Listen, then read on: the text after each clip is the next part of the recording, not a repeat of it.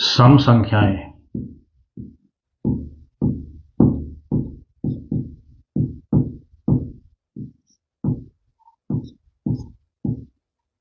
ठीक है, अंग्रेजी में बोलेंगे एवन नंबर्स।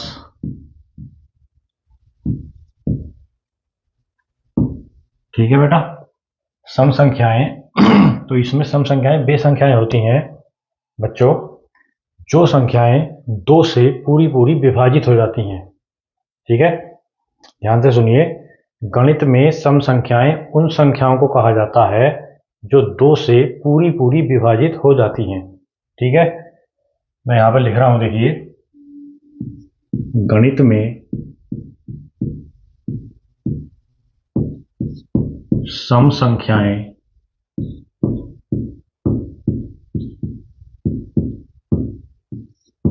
उन संख्याओं को कहा जाता है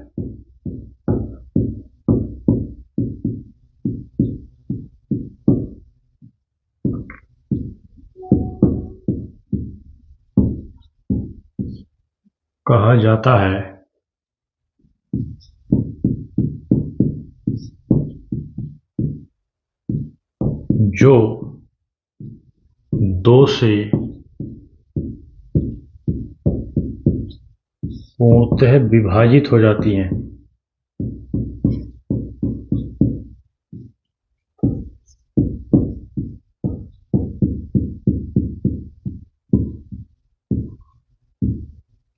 समझे बच्चों? कॉपी पेन लेके बैठिए, नोट्स बनाते रहना है। ये नहीं कि केवल वीडियो सुन रहे हैं, नोट्स नहीं बनाएंगे तो देखिए कुछ भी फायदा नहीं होगा। जो भी मैं ये आपको बता रहा हूँ, आप इसके नोट्स बनाएंगे और उसकी तैयारी करेंगे तो आपको बहुत ही ज़्यादा इसका फायदा होगा और आपको याद भी रहेगा ये चीज़।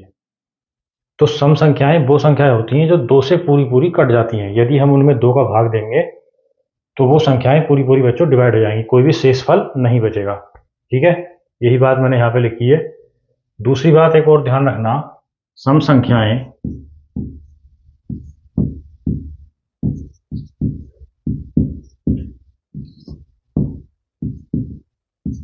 दो की पूर्ण गुणज होती हैं।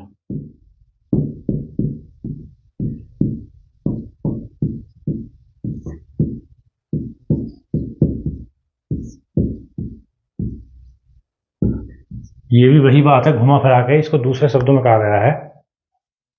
दो की पूर्ण गुणज का मतलब वही संख्याएं होंगी जो दो से पूरी पूरी विभाजित होंगी। भाई जब दो से विभाजित होंगी संख्याएं तभी वो दो की पूर्ण गुणज कहलाती हैं बच्चों। ठीक है, तो ऐसी संख्याओं के उदाहरण आप बड़ी आसानी से लिख सकते हैं बच्चों। 0, 2, 4, 6, 8 ETC। ठीक है, अब यहाँ पे 2, 4, 6, 8 तक तो सही था, लेकिन जीरो में बच्चे कंफ्यूज रहते हैं कि जीरो सम संख्या है या नहीं है। तो बिल्कुल श्योर हो जाइए कि जीरो बच्चों सम संख्या है। ठीक है, ये मैंने तभी यहाँ पे लिखी है। अब जीरो कैसे सम संख्या है ये मैं आपको समझाता हूँ। देखिए, हमने जो यहाँ पे परिभाषा लिखी है कि गणित में सम संख्याएं उन संख्याओं को कहा जाता है जो दो से पूर्णतः विभाजित हो जाती हैं। ठीक है, चेक करके देखते हैं बच्चों। जैसे हमने दो है, पहली संख्या हमने इस दो से स्टार्ट करते हैं, तो दो हमने लिया, इसको हम दो से डिवाइड करेंगे तो क्या आया बच्चों? एक आया। ठीक है, ध्यान से देखिए जो मैं बताना चाह रहा हूं आपको। चार लिया हमने, चार को हमने दो से डिवाइड करा, क्या आया? दो आया। छह को लेके दिखाता हूं, छह ले लीजिए। छह को हमने दो से डिवाइड करा, कितना आया? तीन आया। ठीक है, कोई प्रॉब्लम होनी भी नहीं चाहिए, बड़ा सिंपल मैथमेटिक्स लगा हुआ है यहाँ पे। दो से दो को डिवाइड कर रहे हैं, एक आ गया। चार से दो को डिवाइड कर रहे हैं, वो दो से चार को डिवाइड कर रहे हैं, दो आ गया। छः को डिवाइड कर रहे हैं, दो से तीन आ गया। ठीक है, बिल्कुल कोई प्रॉब्लम वाली बात नहीं है। अब आप एक चीज़ यहाँ से ध्यान से देख पा रहे होंगे कि जब हम दो से डिवाइड कर रहे हैं किसी भी सम संख्या को, तो हमेशा पूर्णांक नंबर आ रहा है। देखो, एक, दो, तीन। अगली संख्या आठ लोगे, अगर आठ को दो से डिवाइड करोगे तो चार आएगा। इसका मतलब जब हम किसी भी सम संख्या को दो से डिवाइड कर रहे हैं तो क्या आ रहा बच्चों? पूर्णांक नंबर। ठीक है, समझ गए?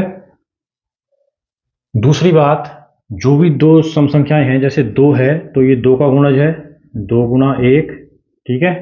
4 है, ये 2 का गुणज है, 2 गुना 2। 6 है, ये भी 2 का गुणज है, 2 गुना 3, ठीक है। तो ये सारे रूल सम संख्याएं फॉलो करती हैं। अब जीरो का केस में जीरो को लेते हैं बच्चों। देखो, जीरो को अगर हम 2 से डिवाइड करेंगे तो हमारे पास आ रहा है 0। और अगर आपको याद है तो जीरो क्या है? पूर्णांक है। आगे मैं बताऊंगा अभी। जीरो बच्चों एक पूर्णांक संख्या है, ठीक है। दूसरा, जीरो जो है 2 का गुणज भी है। कैसे 2 का गुणज है? 2 गुना जीरो में कहूंगा अगर, तो क्या आएगा? 0, ठीक है। 2 की गुणा 0 से करेंगे तो 0 आ गया।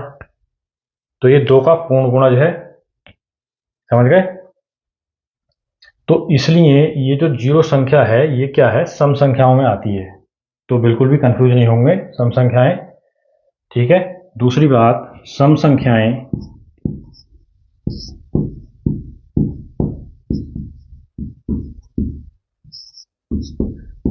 हमेशा 0, 2, 4, 6, 8 पर समाप्त होती हैं।